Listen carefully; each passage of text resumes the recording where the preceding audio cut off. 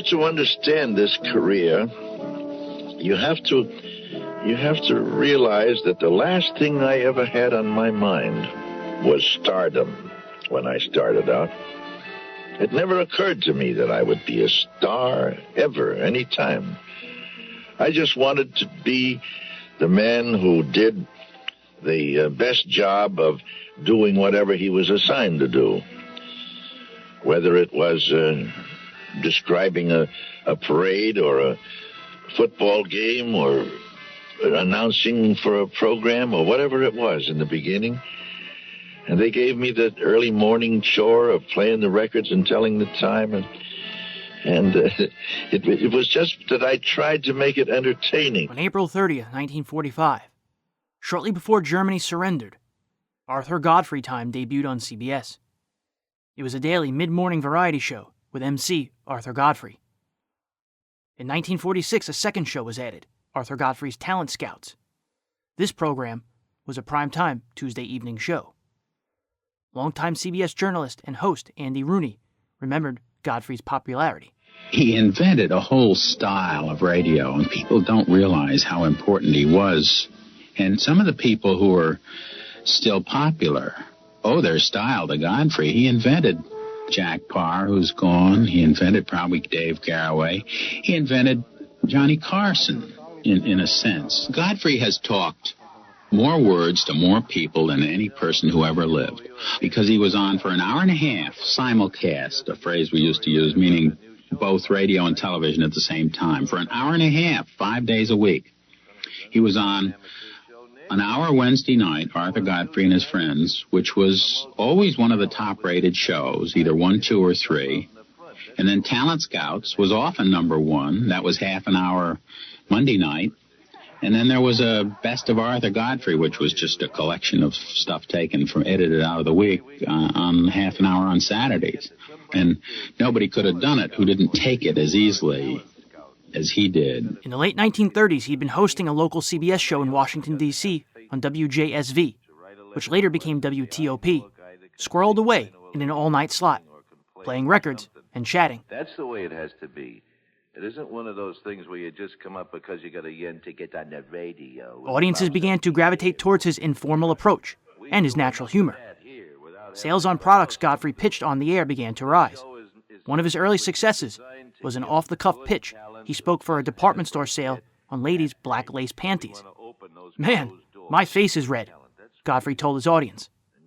The next day, the store was mobbed with women looking for the underwear that made Godfrey blush. It occurred to me that the only way you could achieve any longevity in our business was to grow in stature, to grow in interest. And so I tried to learn many different things and to learn all about a lot of different things so that I could speak with some sort of authority about them, or at least some familiarity with them, and keep my interests going and growing, and therefore perhaps I would intrigue some people to stay with me. Then, of course, the big thing that I depended upon always was integrity, because I was positive that the only way in the world a man could sell is to sell himself first. And so I decided that I could be your companion, your confidant, the man upon whom you could, in whom you could place some trust. He also started this huge trend that no one ever considered possible before of being disrespectful of advertisers. Says here, Arthur, please announce that there will be a midnight show tonight of the women. And how about the women treating the men to this show? It says, talking about style, wait till you see that gorgeous $250 nightgown that is part of the Technicolor fashion show and the new picture of the women. Fancy that, paying $250 for a nightie. Godfrey was a real guy. He was talking to people, not performing in front of them. In April of 1941, CBS's New York affiliate, WABC, which later became WCBS, picked up Godfrey's local Washington show for a national broadcast. The next October 4th, He began announcing on Fred Allen's Texaco Star Theater when the show switched to a 30-minute format. He became so popular amongst New Yorkers that the Manhattan audiences applauded loudly when his name was announced on the network. Now I'd be all set. Come in. Is Mr. Allen here? Why, I'm Fred Allen. I saw your ad in the Times. The Times? You don't look like a man who reads the Times. No, I'm strictly a Joe Palooka man. Well, I don't know if we can use another palooka on this program, sir. I ought to make a great radio announcer. Well, what makes you think so? I've tried everything else and failed. What is your name, sir? Godfrey. Arthur Godfrey. Well, all right. You have a portable clack, I see. Well, all right, All right, Mr. Godfrey, I can use an announcer on the program. Now, here is one of our commercials. Would you mind reading this over? I forgot to tell you. I can't read. You want to be an announcer and you can't read? You think it'll hold me back? No, not on this program. I tell you what, you can put our message to motorists in your own words, Mr. Godfrey. You have some words that... Because every mile you drive uses up a part of America's stockpile of rubber in the tires of your car. That's why Uncle Sam is asking us to drive only when we have to. And to keep that speedometer needle under 35. To save rubber and keep our cars in service for the transportation we must have. Because, brother, if you was careless today, you was going to be carless tomorrow. Well, that's excellent, Mr. Godfrey, but this, after all, is the Texaco show. Could you work in a sly reference to Texaco dealers, could you? Get a load of this, Fred. Your Texaco dealer is the man who can help you save rubber. When he checks the pressure and the condition of your tires regularly, not every once in a while, but regularly, those tires are going to last longer. What's more, your car's going to last longer, too, when a Texaco dealer takes care of it. How am I doing? Mediocre? No, but you're working up to it. Well, how's this?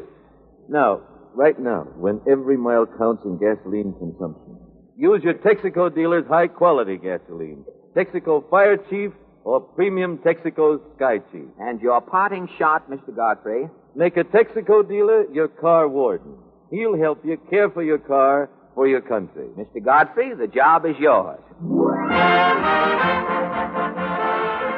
Unfortunately, Allen and Godfrey didn't mix well on the air, and Allen had to drop him after 6 weeks. It was only a minor setback, though. Godfrey continued to appear on special broadcasts on CBS, and his star catapulted when he was a tearful special reporter for Franklin D. Roosevelt's funeral coverage in April of 1945. Positioned near the White House, he gave a detailed and emotionally wrought description of the procession. God give me strength to do this. Including of the caisson carrying the president's body.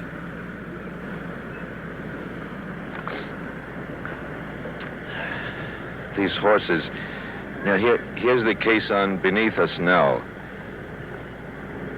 And there is the flag-draped coffin resting on this black caisson in a dull black. The horses with black blankets under their saddles. The horses on the right side, unmounted. The riders on the left.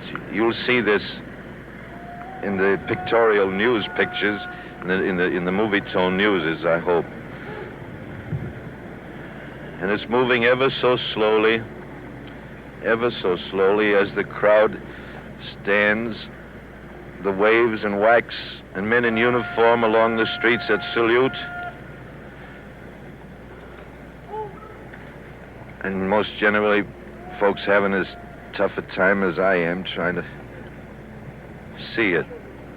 The poignancy and honesty with which Godfrey spoke further endeared him to the American public. Arthur Godfrey Time debuted 16 days later. By 1948, he'd become one of the most powerful broadcasters on radio. He could hire or fire someone with a single sentence. He later did. On his Talent Scouts broadcast, his sense of what would play in Heartland America was almost flawless. 3 or 4 acts were judged by studio audiences. Winners were given national exposure on Godfrey's morning show. The ones Godfrey liked best might get asked to join his regular cast of Little Godfreys.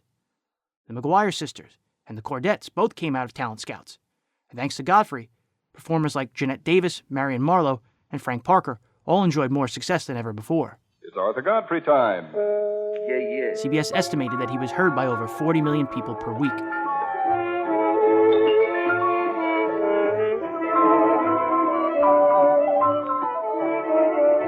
Yes, it's Arthur Godfrey time with all the little Godfreys.